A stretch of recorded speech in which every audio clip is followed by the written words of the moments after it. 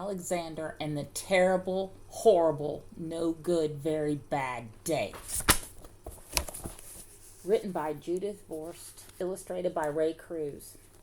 I went to sleep with gum in my mouth, and now there's gum in my hair. And when I got out of bed this morning, I tripped on the skateboard, and by mistake, I dropped my sweater in the sink while the water was running, and I could tell it was going to be a terrible, horrible, no good, very bad day. At breakfast, Anthony found a Corvette Stingray kit in his breakfast cereal box, and Nick found a junior undercover agent code ring in his breakfast cereal box. But in my breakfast cereal box, all I found was cereal. I think I'll move to Australia. In the carpool, Mrs. Gibson let Becky have a seat by the window.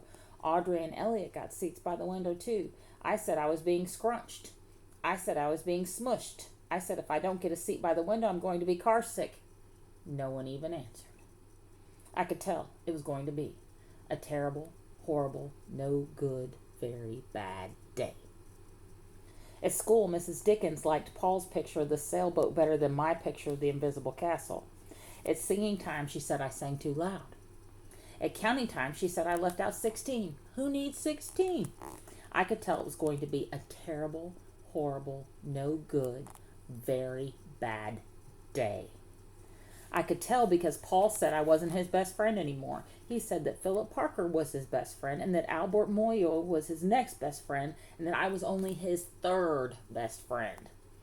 I hope you sit on a tack, I said to Paul. I hope the next time you get a double-decker strawberry ice cream cone, the ice cream part falls off the cone part and lands in Australia.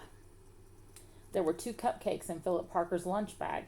Albert got a Hershey bar with almond, and Paul's mother gave him a piece of jelly roll that had little coconut sprinkles on it, the top. Guess whose mother forgot to put in dessert?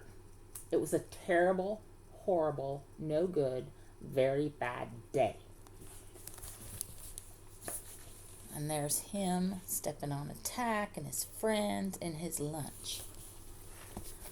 That's what it was, because after school my mom took us all to the dentist and Dr. Fields found a cavity just in me. Come back next week and I'll fix it, said Dr. Fields. Next week, I said, I'm going to be in Australia. On the way downstairs, the elevator door closed on my foot, and while we were waiting for Mom to get the car, Anthony made me fall where it was muddy, and then when I started crying because of the mud, Nick said I was a crybaby, and while I was punching Nick for saying crybaby, my mom came back with the car and scolded me for being muddy and fighting. I am having a terrible, horrible, no good, very bad day. I told everybody. No one even answered. So then we went to the shoe store to buy some sneakers. Anthony chose white ones with blue stripes. Nick chose red ones with white stripes. I chose blue ones with red stripes, but then the shoe man said, we're sold out. They made me buy plain old white ones, but they can't make me wear them. When we picked up my dad at his office, he said I couldn't play with his copying machine, but I forgot. He also said to watch out for the books on his desk, and I was careful as could be, except for my elbow.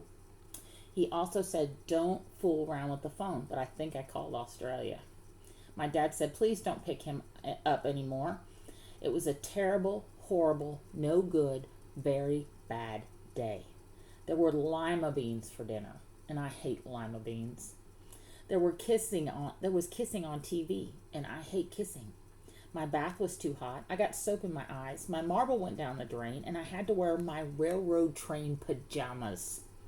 I hate my railroad train pajamas. When I went to bed, Nick took back the pillow he said I could keep, and the Mickey Mouse nightlight burned out, and I bit my tongue. The cats want to sleep with Anthony, not with me. It has been a terrible, horrible, no good, very bad day. My mom says that days are like that, even in Australia. They're shopping for the shoes. He's going to bed. He's had a terrible, horrible, no good, very bad day.